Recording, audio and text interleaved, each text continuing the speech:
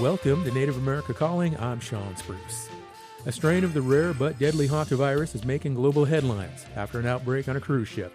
The medical establishment's response to the outbreak can trace its roots to the original identification of the disease among Navajo citizens more than 3 decades ago. We'll find out how the current outbreak is related to hantavirus infections that remain a threat in a handful of tribal communities and how public health officials work to contain it. That's coming up right after the news.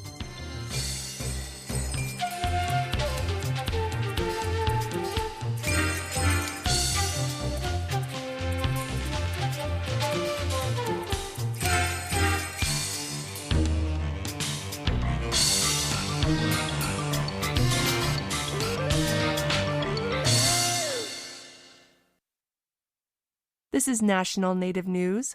I'm Jill Freitas.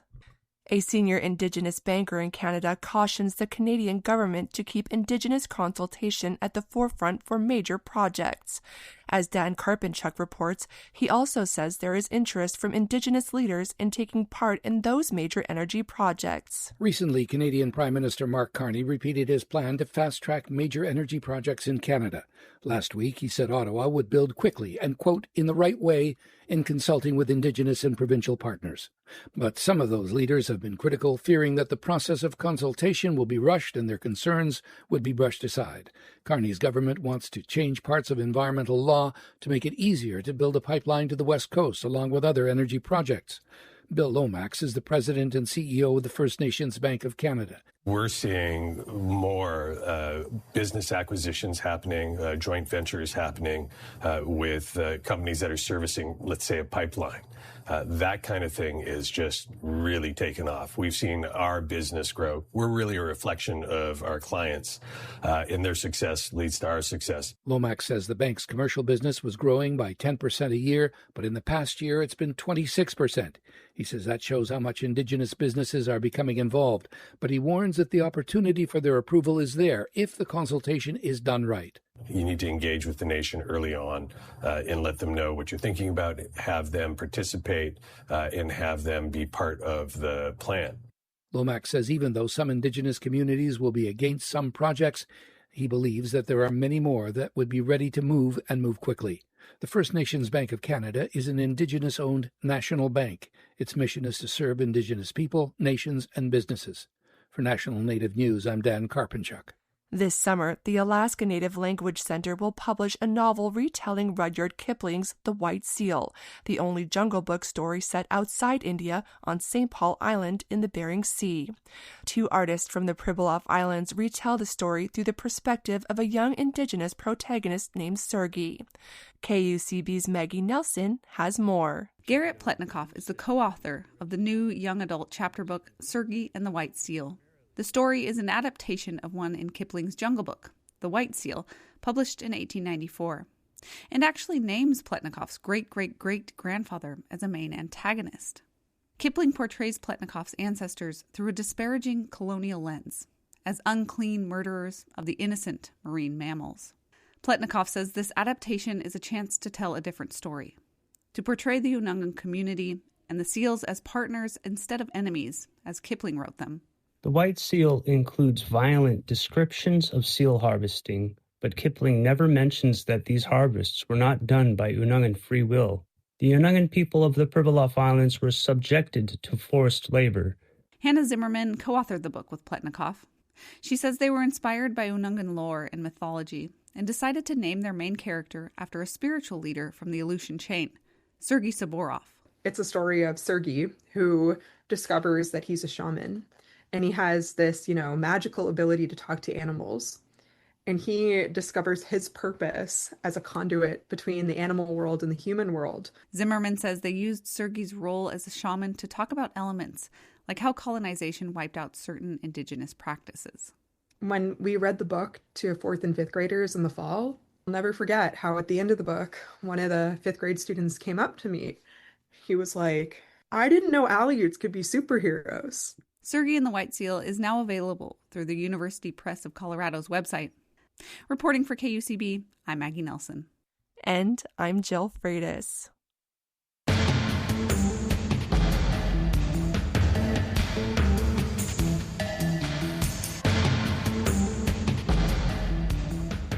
National Native News is produced by Koahnic Broadcast Corporation with funding by the Corporation for Public Broadcasting. Skugtash. For more than 40 years, Ramona Farms has revived ancient traditional foods, tepary beans, pinoli, polentas, and more, all from store.ramonafarms.com. Ramona Farms supports this show. Omye. Hear that? Tribal college faculty do so much, one can't say it all here. Nothing but respect. Visit mostthoroughdjobdescription.com. The American Indian College Fund supports this program.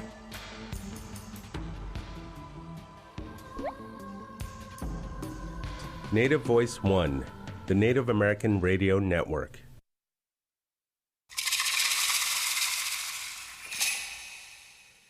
This is Native America Calling. I'm Sean Spruce.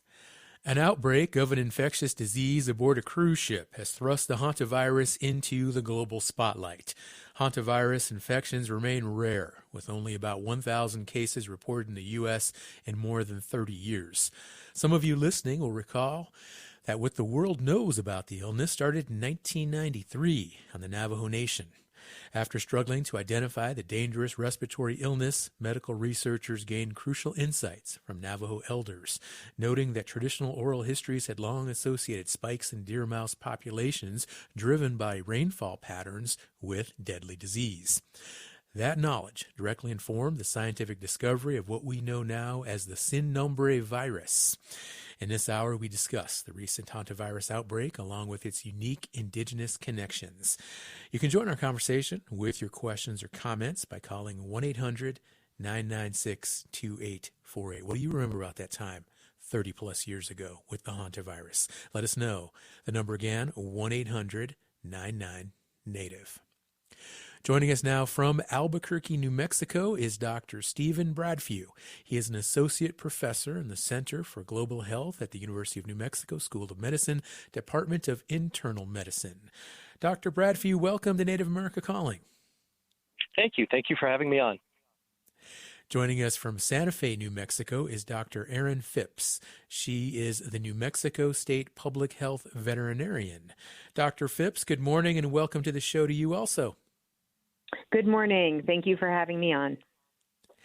And joining us from Lubbock, Texas, is Dr. Victoria Sutton. She is a distinguished Horn Professor at Texas Tech University School of Law. She is Lumbee. Dr. Sutton, you've been on the show before. Welcome back. Thank you so much. Good to be with you. It's good to have all of you on this show. And Dr. Bradfew, I'm going to begin with you. This recent hantavirus outbreak on a cruise ship, it's making big headlines. The question on everyone's mind, is it a serious threat to the public at large right now?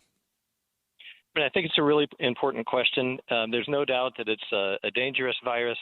The best thing about this particular instance is that even though this virus can spread person to person, that's the only hantavirus known to spread person to person, it does not spread very well. So typically it spreads when people are in very close contact, such as sharing a bed, the virus, or sharing food, things like that. The virus is present in saliva and oral fluids, but it does not spread rapidly like COVID or flu. The largest outbreak of this virus that we've known occurred in Argentina. And it was 34 people were infected over a period of 2 months. But once they found out what was happening, public health officials were able to isolate sick people and limit transmission. So it's a dangerous virus, but it doesn't spread very well. So I don't have any concerns for a global pandemic. Okay. What is the reason then for quarantine passengers? And what do we know about how that process is being facilitated? Yeah, so by the time you get infected to the time you show symptoms, also known as the incubation period, for this virus is usually a couple of weeks, but it can be as many as several weeks.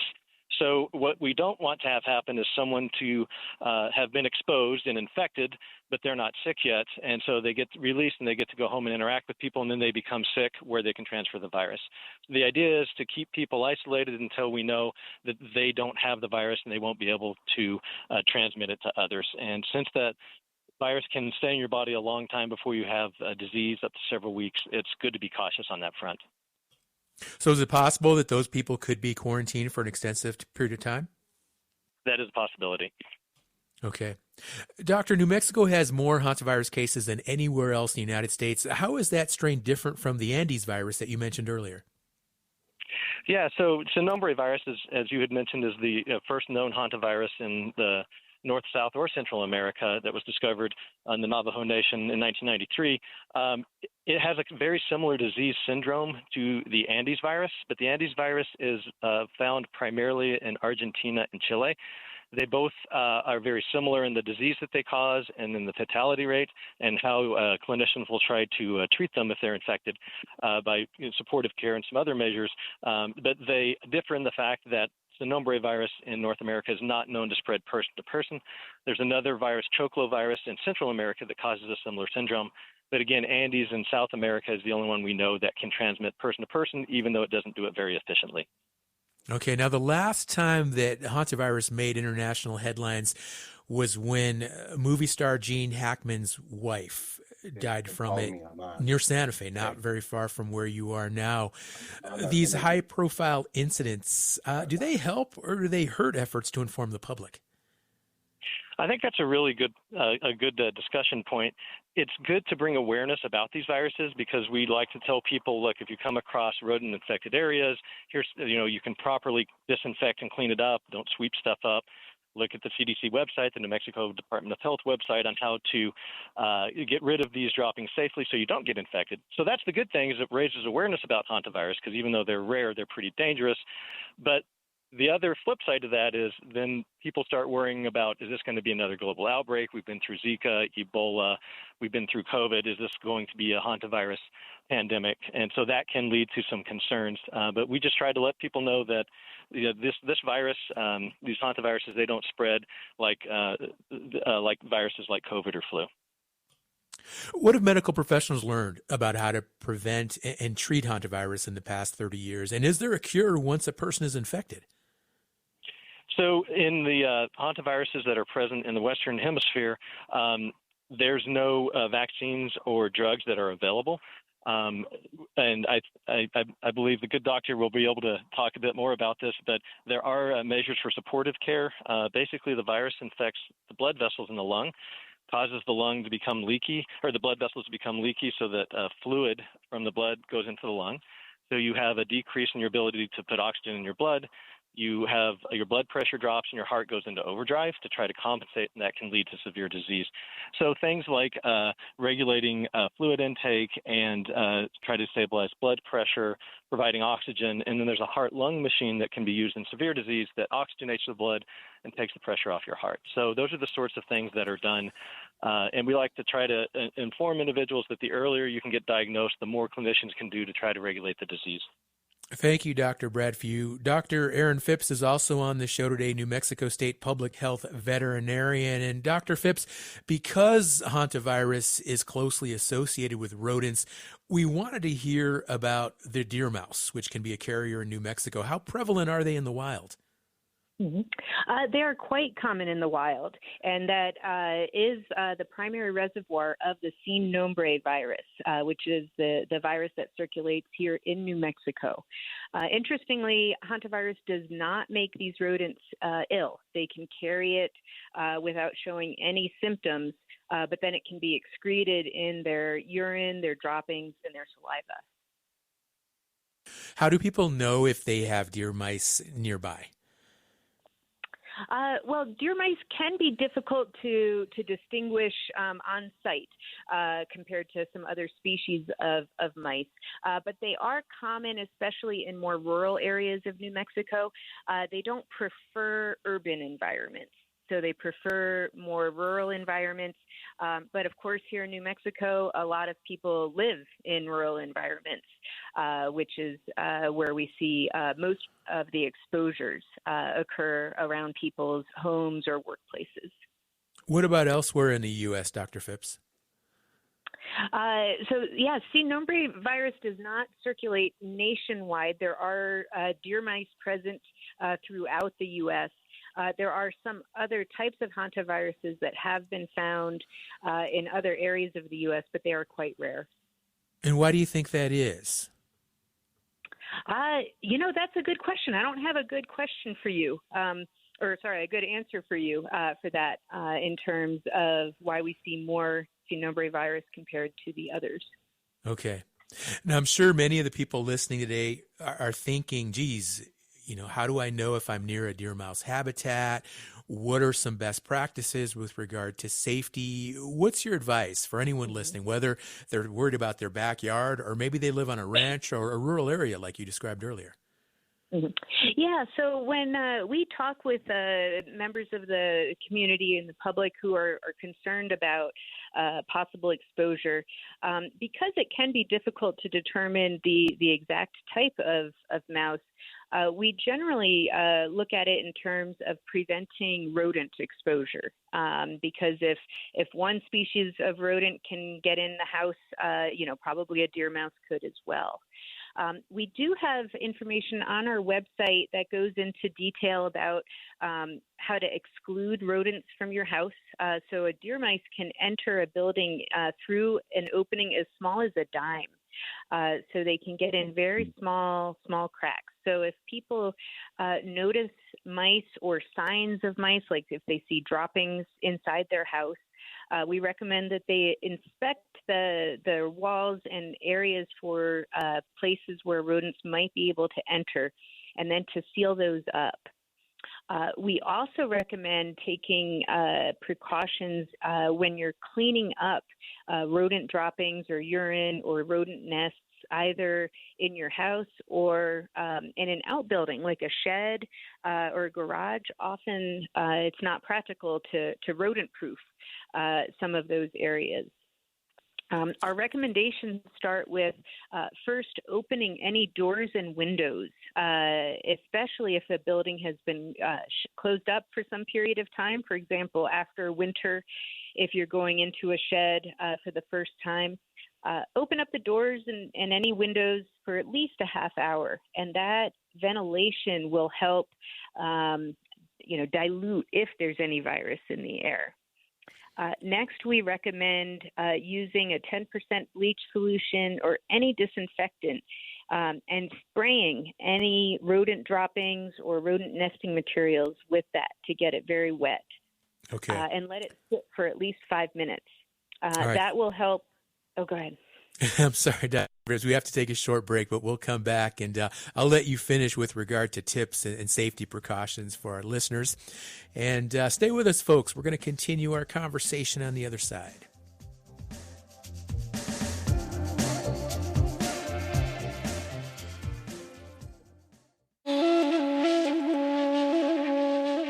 States are already making moves to eliminate minority voting districts following the U.S. Supreme Court's decision that crippled the Voting Rights Act. Native voting rights advocates are closely watching ongoing efforts to redraw state electoral maps and working to preserve Native voices as the midterm elections draw near. We'll hear more on the next Native America Calling.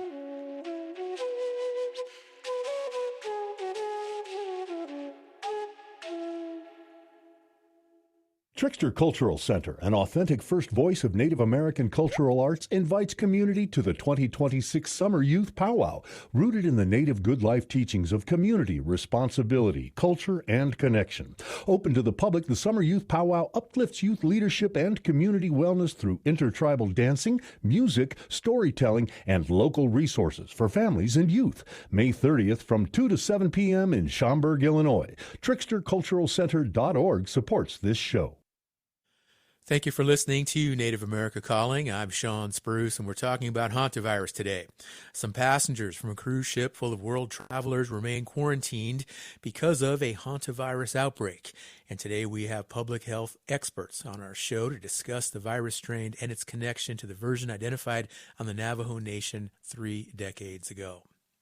Currently, we have Dr. Aaron Phipps on the line, New Mexico State Public Health Veterinarian. And Dr. Phipps, we have some other guests on the show, but I wanted to give you a chance to summarize those safety tips that you were providing with regard to deer mouse populations in New Mexico communities.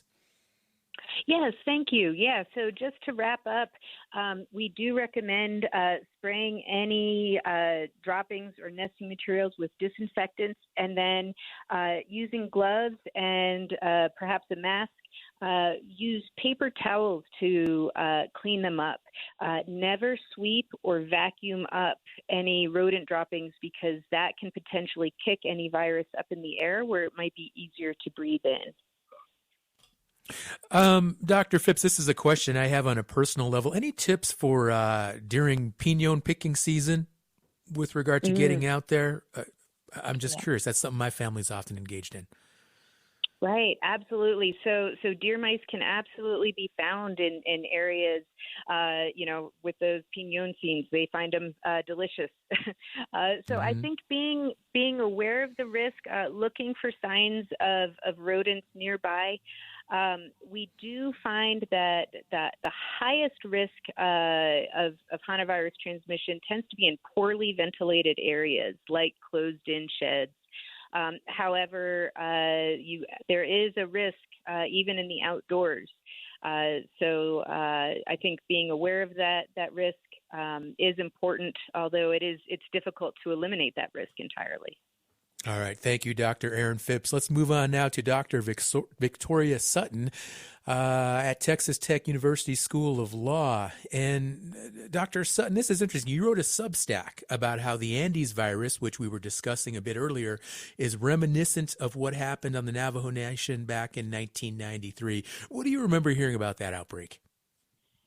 Yes, hi. Thank you for having me back again. And I'm so glad that you're talking about this topic because when we hear the mainstream news accounts of this, they don't really remember the broader context of how these investigations unfolded. And the hantavirus investigation in the Four Corners region was really one of the best examples that shows how traditional ecological knowledge can contribute to Western science in doing these investigations. When CDC was stumped about what was going on there, and it was still called a mystery illness, they finally decided we should probably go talk to the elders after being urged to do so. And yes, I remember this was unfolding in 1993, and I was watching this because I had begun writing in this field of biosecurity law, and since wrote a couple of books on it, on that field. And I was watching this unfold and how interesting it was that once they spoke to the elders, they revealed a lot of really interesting information that was known from tradition, information that had been gathered over centuries, maybe even a millennia. In dealing with this. So there were some real characteristic things that they were able to identify that put it all in context and helped them actually solve the mystery illness. Dr. Sutton, this is inspiring to hear in this relationship between Western science and traditional science that was so beneficial during the hantavirus outbreak in New Mexico 30 years ago. Do you think some of that knowledge should be applied to this Andes virus we're talking about now? Yes, absolutely. And if we've learned anything, we should have learned to also talk to the elders. And what really triggered my thinking about this is they believe that the Andes virus was picked up in their port of call in Ushuaia, Argentina, which the whole region is endemic to Andes virus, but the government officials are saying, yeah, but we don't have it in this region very much. But I bet if you talk to the elders, you might get a different story. For example, one of the things that is happening now was also happening during the hantavirus mystery illness in the Navajo Nation in 1993. There was also a strong El Nino effect, which means, as you know, warmer climate, more moisture, more pine nuts or piñons, pine nuts, the English name for the nuts that the mice eat, and more mice and more exposure. We're having a record-breaking El Nino right now, and I'll bet if you talk to the elders of many of the indigenous tribes in that country, and there are many, many different communities and tribes. The Guarina, for example, is one you might know, very familiar with. and to ask them, what do you think this, why did this happen? And then by doing that, you can put it in context and maybe be more prepared for it, prevent other people from getting it in Argentina. If in fact that is where it originated, which is what it looks like now. So yes, they definitely should include that investigation. And normally CDC sends their epidemiologists, but this also suggests they should be sending their anthropologists as well to go and try to use anthropologists have a code of ethics in how to approach and talk to tribal people, and hopefully that that will come of that is that ability to talk to people about what's going on there in a way that will contribute to this investigation. And I think it would be immensely helpful if they would do that and learn from the 1993 case. Right. Yeah.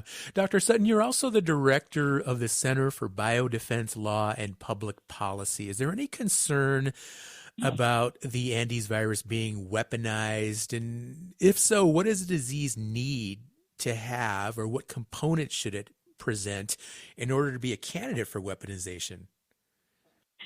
Well, that's a really good question, because the initial thought is, wow, it has a high mortality rate of as much as 50%, which is it would seem like a very effective weapon. But the fact is, you need more than just a high mortality rate. You need it to be able to be delivered effectively, and you need it to be able to stick around long enough to infect a lot of people. So the delivery device is an infected human, and just like smallpox is not the greatest weapon because you need to be able to walk around a long time to be able to spread it. And with hantavirus, as you've seen, it acts very quickly, and people become sick very quickly, so sick that they're not walking around and spreading it. So it doesn't make the best weapon because of that, even though it has a high mortality rate. So that is a different way of looking at it, but that's why I think professionals, public health professionals, are not so worried about it spreading, and certainly not being a great bioweapon. All right, thank you, Dr. Victoria Sutton, Distinguished Horn Professor at Texas Tech University School of Law. Our next guest joins us now from Gallup, New Mexico, Dr. Jonathan Irilu. He is an Indian Health Service infectious diseases physician, and he is indigenous from the Angami Nagu in Nagaland, India. Dr. Irilu, hello and welcome to Native America Calling. It's a pleasure to have you on the show today. Thank you so much. Now, sir, you have been on staff at the Gallup Indian Medical Center since 1994 during the hantavirus outbreak we're talking about today. What do you remember from that time?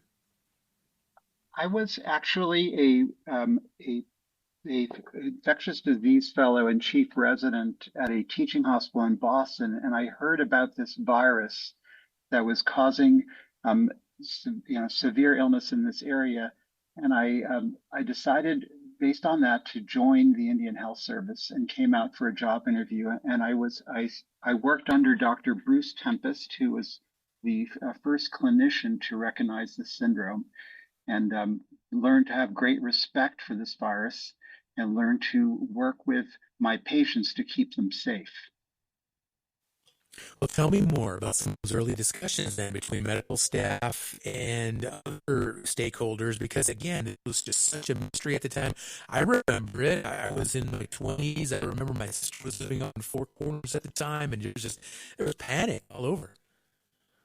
Yes, you're right. I arrived approximately a year after the initial time period, but there was still a lot of fear in the community.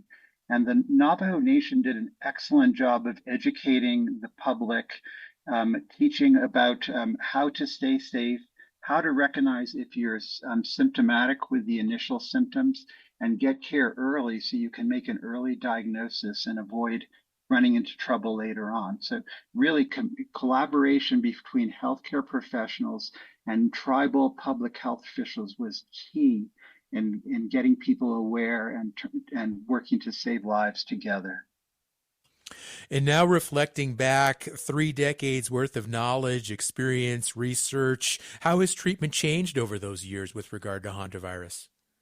So we did not know to handle it the first at the very beginning. Now we have a really strong sense of how to handle it. So for diagnosis, we look to for patients who are sick with the prodrome. That's the illness before the big crash, before the cardiopulmonary syndrome that was already referred to.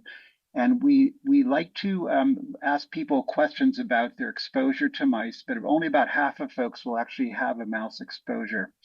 And we ask them about really important symptoms, not about the lungs or the heart, but initially it's all about things like fever, muscle ache, and gastrointestinal symptoms like bellyache, vomiting, or diarrhea. When we see that, we immediately want to get a blood test. Very simple test can be done in any hospital in the area. And if that shows a dropping platelet count or rising hematocrit, that's a red blood cell count, the doc has a tip off that something could be going on. When we get those kind of findings, we like to get them referred to a place like the University of New Mexico, where our colleague has already addressed us, and to get them to a place where they have these the critical care machines like the ECMO machine that he referred to earlier on. So it's really important to make an early diagnosis and get folks transferred from a rural place up to a higher level of care where they can get the special care that they need. All right. Dr. Irlu, how often do you treat people for hantavirus in the Gallup area? Is it still present? Yes, you ask a very good question. It really depends on the El Nino weather cycle. Our colleagues at UNM looked at the rodent populations, and in very wet winters and springs, you see a surge in the population of the deer mouse. And when that happens, up to about a quarter of the mice will have viremia, meaning that they're infected. They're not sick, they carry it, and then they can transmit to people. So we worry about wet years in the El Nino cycle, and when the spring grasses grow, and we're especially looking to that as a tip off that we could be running into troubles. Dr. Irlu, what is the risk that we could see another hantavirus outbreak in New Mexico similar to what happened in 1993? And are there plans in place in the event of such an outbreak? Yeah, I don't think there is a risk for a special big surge like what was noticed early on, because people are so aware now. My patients that I see every day in clinic are really careful about keeping their homes clean. They as mentioned earlier by Dr. Phipps, they have their houses rodent proof, packing things like steel wool into crevices or cracks in the walls to keep the mice out. People are really attuned to it. So I don't think we're going to have a big outbreak, but people still need to have a basic constant preparedness. For instance, what do I have? I have 4 mouse traps in my garage to keep safe. And we all should be in the area where people are at risk with hantavirus transmission. It's real important to kind of keep that mindset open. Just be constantly prepared, but not fearful and worried. I don't think there's going to be a big outbreak. Okay, I'm glad you mentioned that, Dr. Irlu, with the mouse traps, because I always have mouse traps in my house, especially when it starts getting colder and they start trying to get into houses and things like that. I have them in my crawl space in my attic. Let's say you come across a dead mouse in a mouse trap. Any special precautions to disposing of those remains? Yes, it's really important not to go in there with a big broom and a vacuum and one of those big shop vacs and blow dust all over the place. That's super risky. As mentioned by Adrian Phipps, you want to open the space, leave it open for at least 30 minutes, and then go in there wearing gloves with a plastic bag to dispose of the trap. Spray with 10% bleach to kill the virus, Okay. and then place the trap and the rodent into the Ziploc bag and immediately dispose of it. That's the safest way to do it. It's not. It's pretty common practice for people to wear some kind of protection, like a face mask. I personally use N95s. Maybe that's overkill, but that's what I do. All right. Thank you. I also want to ask you about the plague, bubonic plague, because I know we have seen cases in New Mexico, and that's another very alarming infectious disease. Is that still around, and do we see any correlation between that and hantavirus? It's still around, but we don't see it with the same cyclicity. It's transmitted to humans through flea bites from the prairie dogs primarily, but also the rock squirrels, which live in this area. And a person would not worry about healthy looking prairie dogs. It's when you have a prairie dog colony die off, where you suddenly lose a whole population, that there are hungry fleas that are looking for a meal, and they might come to a human. So folks need to be careful about avoiding prairie dogs. And if they get the flea bites, they need to be really, really aware of the febrile illness, the bubo, the swollen groin or armpit lymph node, and then sometimes, rarely, when it spreads to the lung, the pneumonic plague with a cough. But this is something where if you have the flea bite, then get a big node and fever and feel sick, get into care immediately. You don't want to put this off. It's a very rapidly progressive illness. Dr. Jonathan Irilu, Indian Health Service infectious diseases physician, joining us from the Gallup Indian Medical Center in Gallup, New Mexico. We're going to take another short break. We'll come back, and we also have a fifth guest today who's going to join us, Dean Seneca, who is the CEO of Seneca Scientific Solutions Plus. He's often a contributor to Native America Calling with regard to public health issues such as we're discussing today. So folks, stay with us, and check us out on social media, Facebook, Instagram, Blue Sky, and Threads if you would like to comment with regard to today's show. Maybe you remember that outbreak in 1993. If so, you can share that on our social media platforms.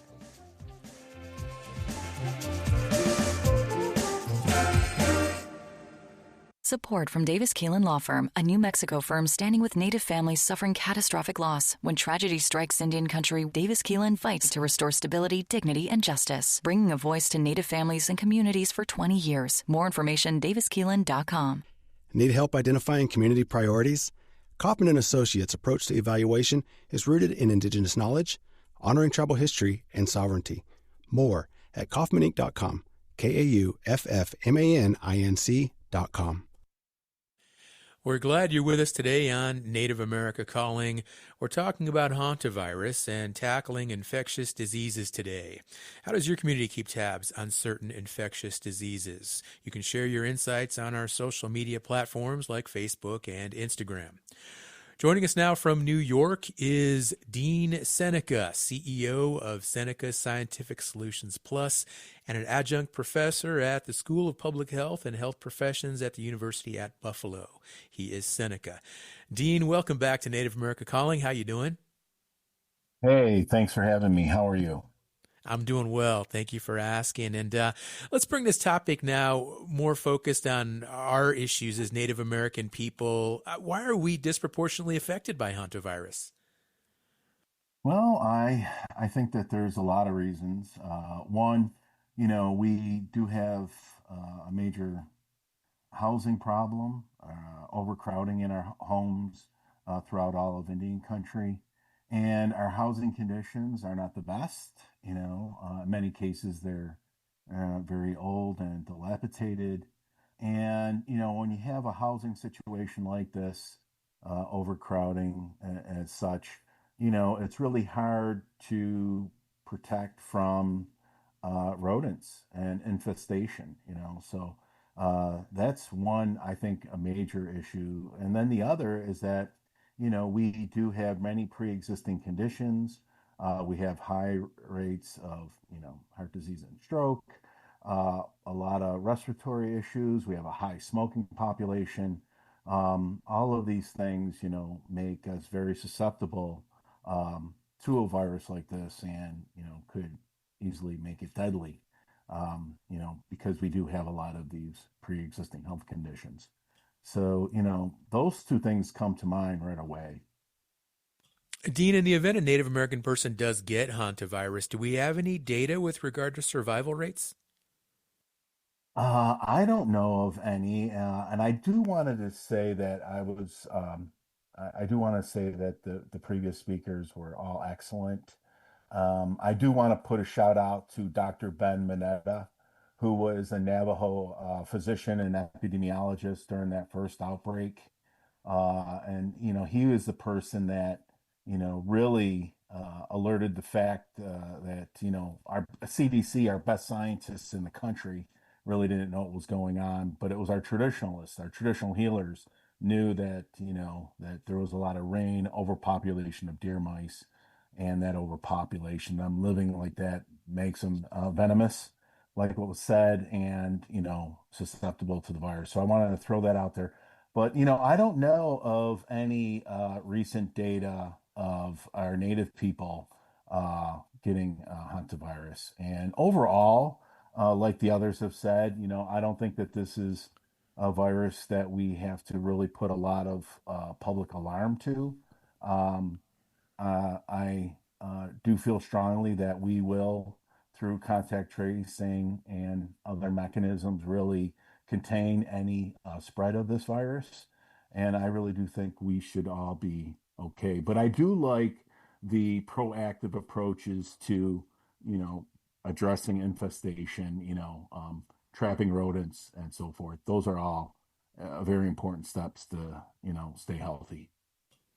Thanks, Dean. And I'm glad you mentioned Dr. Ben Muneta. I remember Dr. Muneta used to come provide student presentations at the University of New Mexico back when I was still in school there. So it's good to hear that name again. Now, okay, so you mentioned, the survival, again, like this current crisis that we're in or what we're reading in the headlines. Um, are people getting unnecessarily worried? And I always am concerned when we get into a panic or a state where people are really on high alert, especially with everything we went through during COVID-19. What's your thought?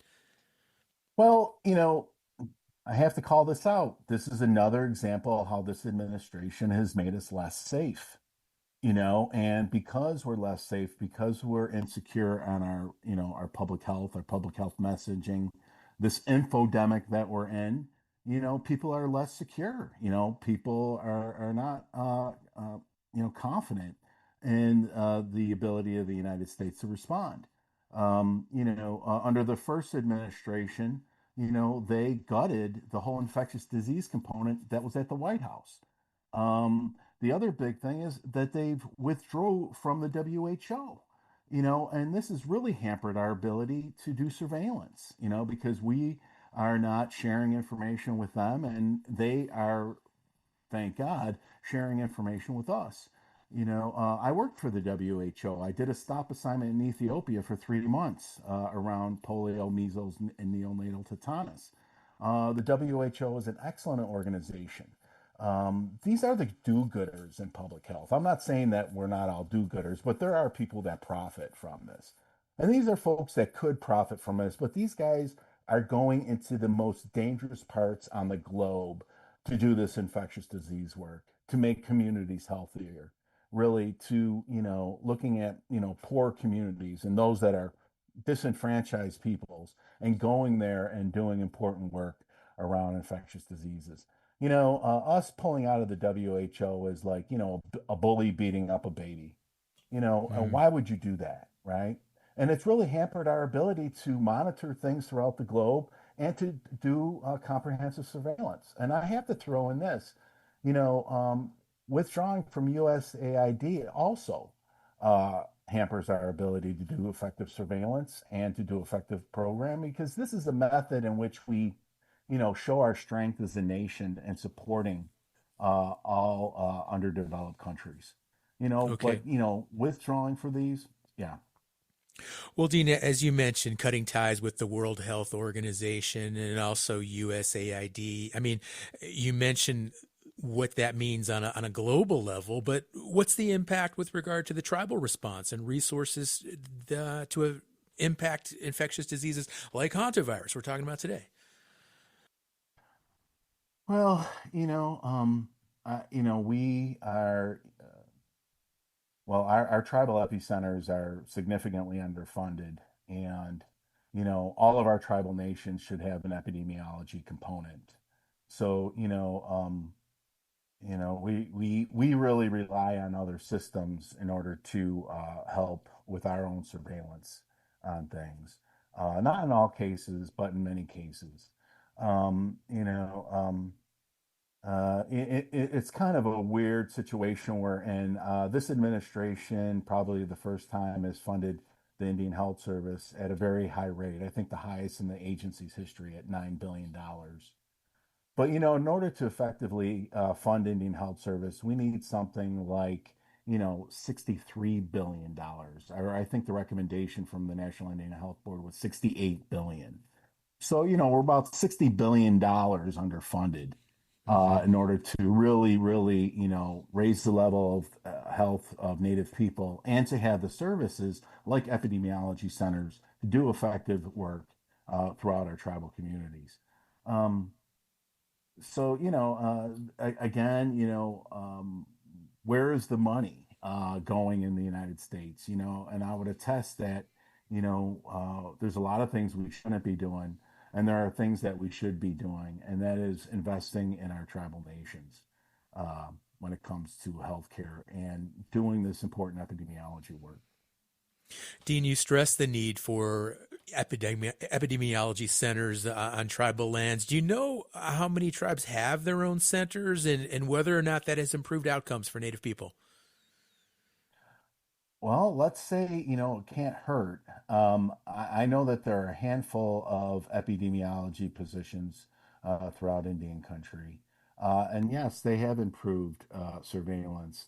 I think the importance in our case, in many instances, is just raising the awareness about the importance in epidemiology in our health systems. I don't think that we get enough credit in that area, or that discipline, or the epidemiology profession or discipline actually is utilized enough in our current health system. I think it could be used a lot more. Um, I really do believe strongly that given resources and things, um, this is a perfect example, thinking about it now, where our epidemiologists can really inform and educate our communities to the issues around hantavirus. You know what I mean? And, but they need resources and ability to do that. And I don't know if all of our epicenters have that in this case. Some of our stronger ones, yes. Some of our weaker ones, probably not so much. Mm-hmm. Dean, I just keep reflecting back to 1993 when hantavirus was first detected on the Navajo Nation. And I want to talk a little bit about just some of the bias, some of the attitudes that were prevalent during that time period. What do you remember? Mm-hmm. Oh my God. Again, love Dr. Ben Mineta, and I hope he's listening. That guy, I brought him to CDC, and he blew everybody away. I mean, he blew away the best scientists, and it was beautiful. I loved it. I loved it. And but this is what I do remember. I remember that CDC had the best scientists that we could that at that time, on the ground, trying to figure out what was going on and what was this virus and why were all these people dying. And it really wasn't they were overlooking, just like a previous speaker said, they were looking over our traditionalists, right? They were looking over our traditional medicine people.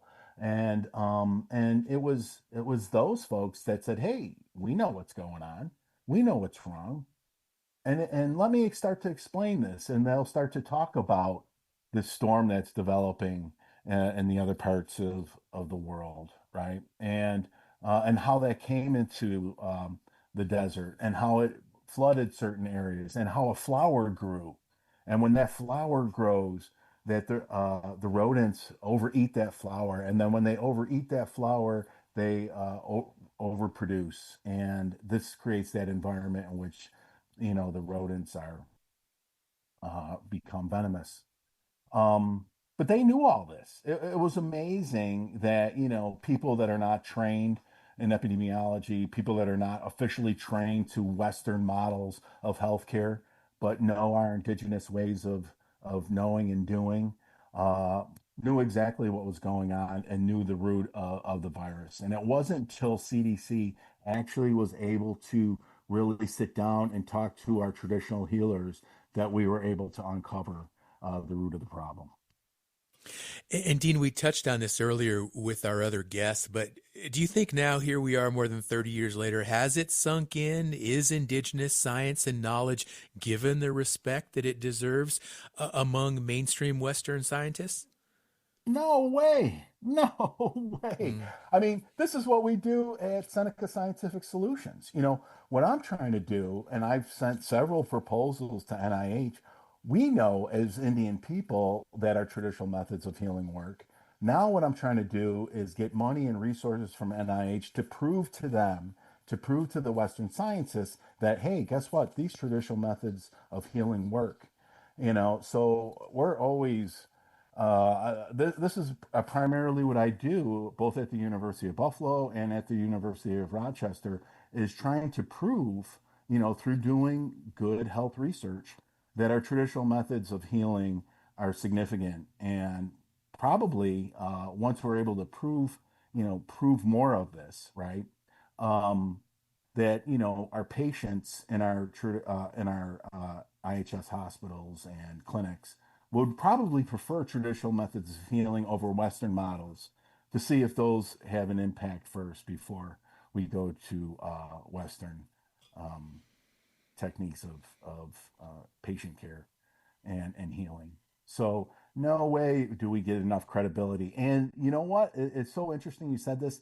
I was Ben Ben was fighting with many of those Western scientists at Indian Health Service in Albuquerque, New Mexico, at the IHS Epidemiology Center.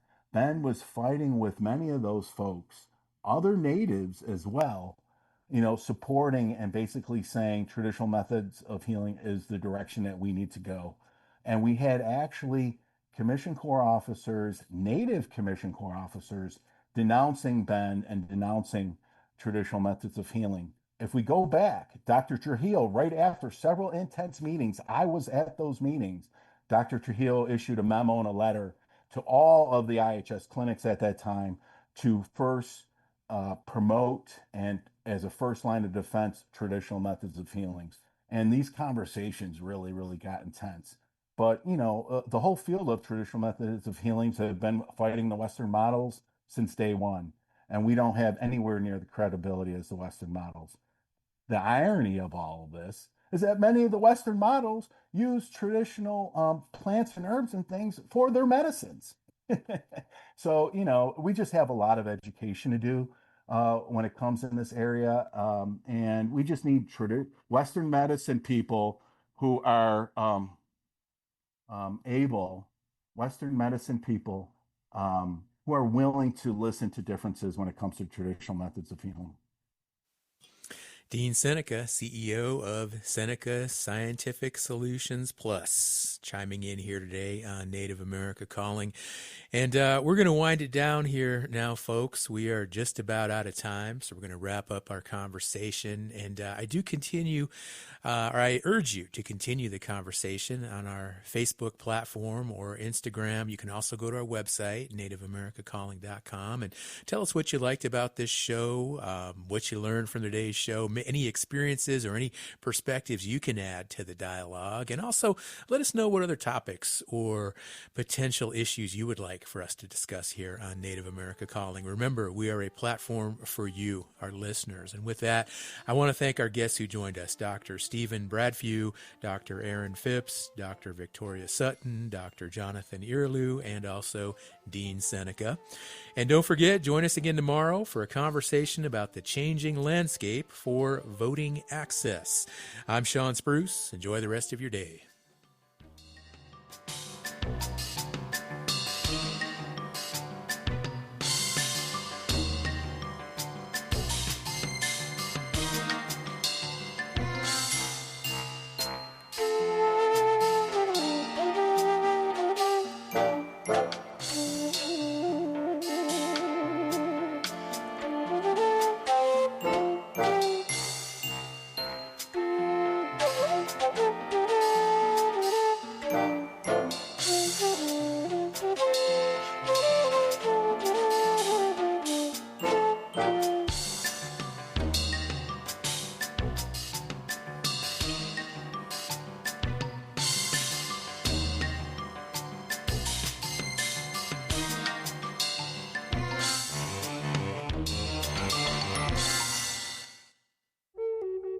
Tribal colleges and universities support their students in countless ways. They say I believe and offer help before it's asked. Hear that? That's everything tribal college faculty do for their students on Fast Forward.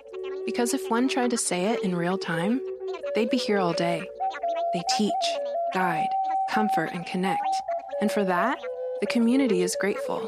Learn more at mostthoroughdjobdescription.com. The American Indian College Fund supports this program. They give extensions, cheer progress, share laughter, create calm, and allow reflection. They inspire hope, share wisdom, guide gently, validate feelings. Who protects Indian country?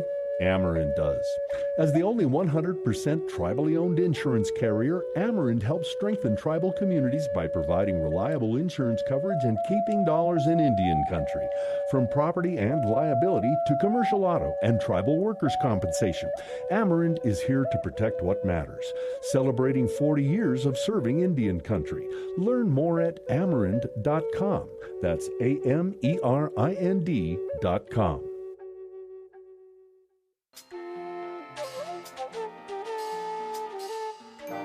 Native America Calling is produced in the Annenberg National Native Voice Studios in Albuquerque, New Mexico by Quantic Broadcast Corporation, a Native nonprofit media organization.